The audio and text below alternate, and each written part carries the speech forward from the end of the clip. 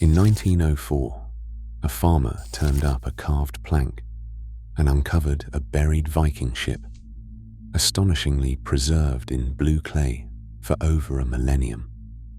Experts saw evidence of queens and royal treasures, until new science revealed something far darker sealed inside. If centuries of legend were built on a misreading, what did the bodies in that tomb really witness? The truth rewrites everything. August 19th, 1904.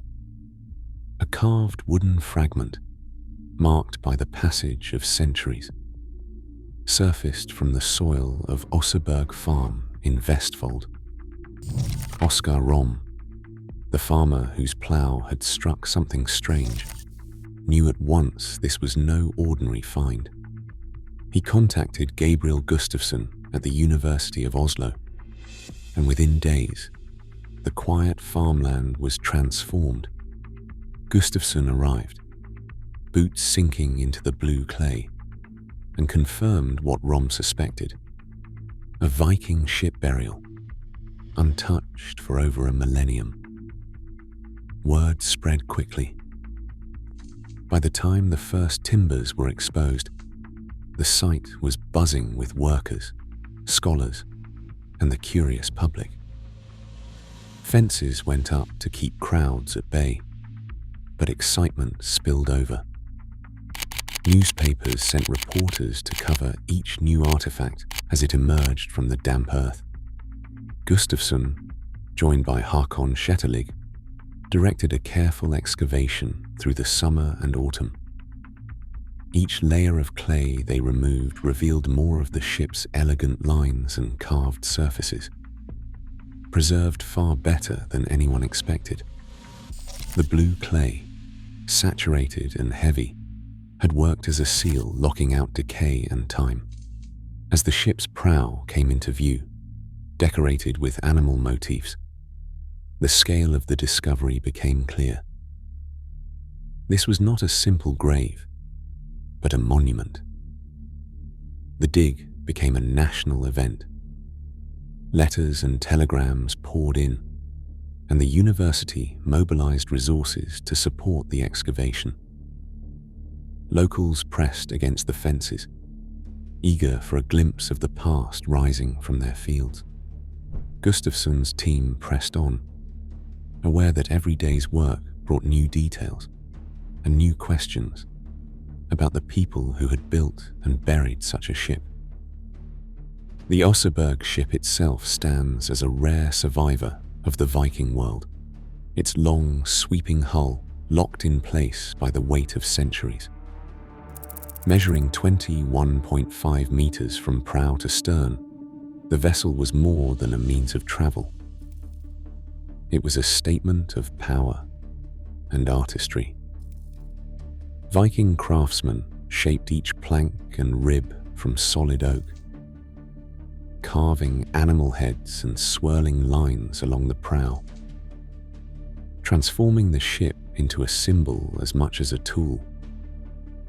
What kept this ship so astonishingly intact was not luck, but chemistry.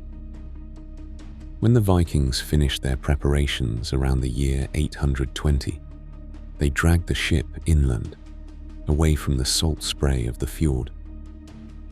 They lowered it into a trench carved from the earth, then packed it tightly with heavy blue clay. This clay, dense and waterlogged, left no room for air. Without oxygen, the usual decay that devours wood was halted. Microbes that feast on timber could not survive in the sealed, damp darkness. The result was a perfect time capsule. The hull, decking, and carved details slept undisturbed for more than 1,000 years. Most Viking ships have vanished, lost to rot or fire. The Osseberg ship's preservation is so complete that nearly 90% of its original timber could be recovered and reassembled. The clay not only protected the vessel's structure, but also preserve the colors of its paint and the fine details of its carvings. This rare combination of craftsmanship and geology offered archaeologists a chance to study a Viking ship almost as its builders intended. Yet for all its grandeur, the ship was only the beginning. Inside the mound, under layers of clay and oak, lay a sealed chamber, waiting to reveal the people and objects the Vikings chose to send into eternity. Inside the burial chamber, the scale of wealth bordered on the unbelievable. Archaeologists catalogued nearly 700 separate items, enough to fill a storeroom with the trappings of privilege. 3 carved sleighs rested near the ship's center, their runners and panels covered in animal motifs and swirling patterns. A wooden cart with iron fittings and wheels that once gleamed stood nearby. Its craftsmanship suggested it had never touched mud or gravel, reserved instead for ceremony or display. Fragments of textiles, some woven with silk threads and intricate embroidery, survived the centuries pressed between timbers.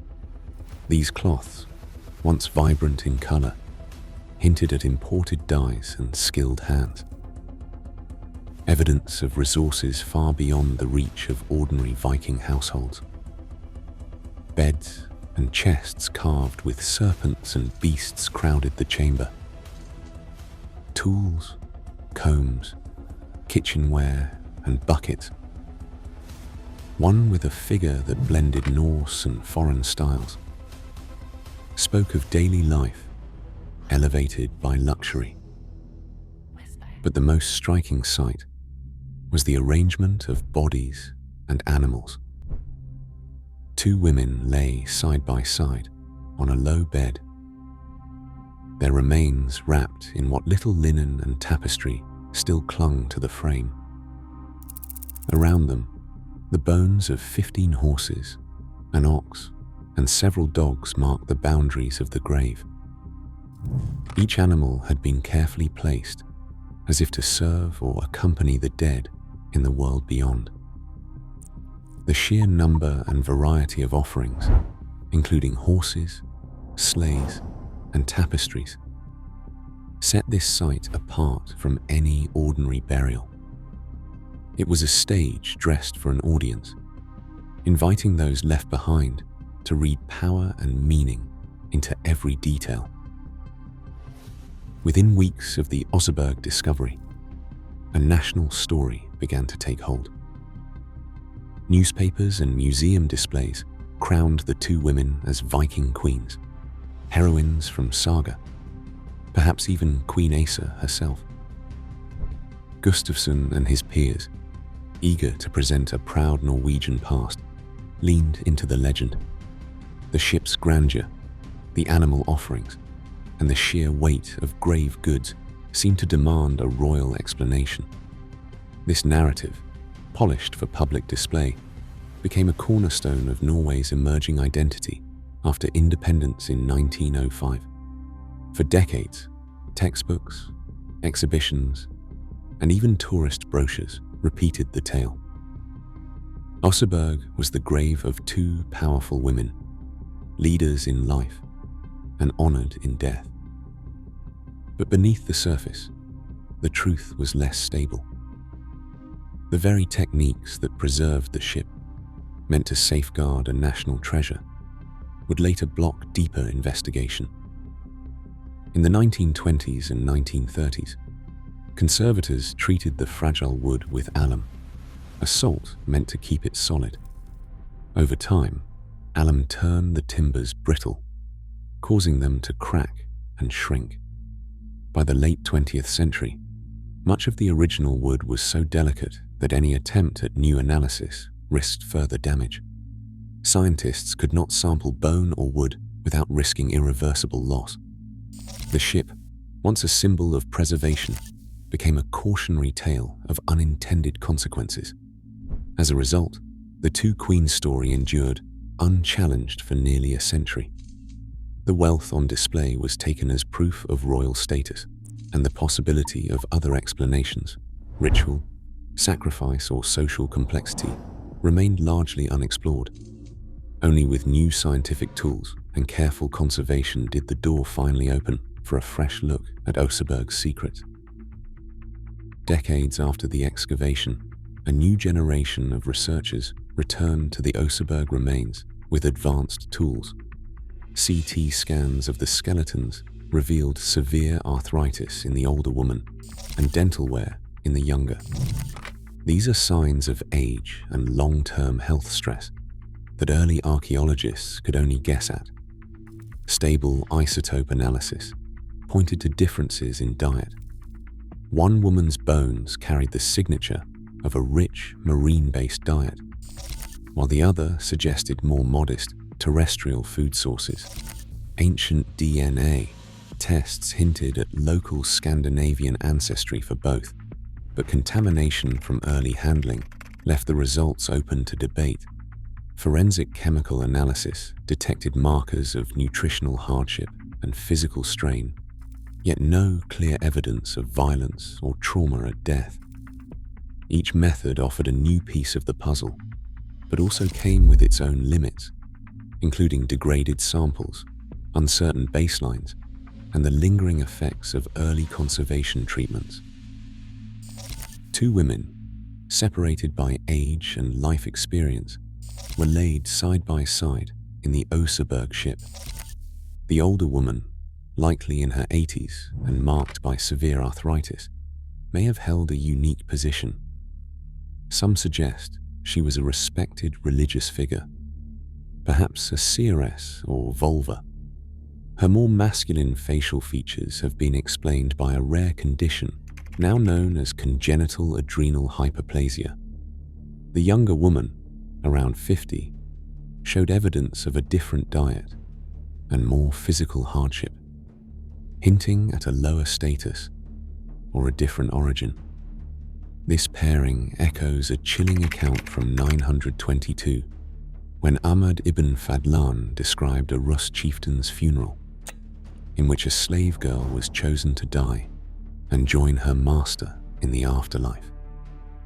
While Oseberg offers no proof of violence, the parallel raises questions about hierarchy, ritual, and the true cost of power in the Viking world. Today, the Oseberg ship stands as a museum icon, but its secrets still unsettle. As science exposes the shadows behind ancient splendor, we are forced to ask, whose stories get enshrined, and whose are buried deeper? History's legends may comfort us, but the evidence demands we look again.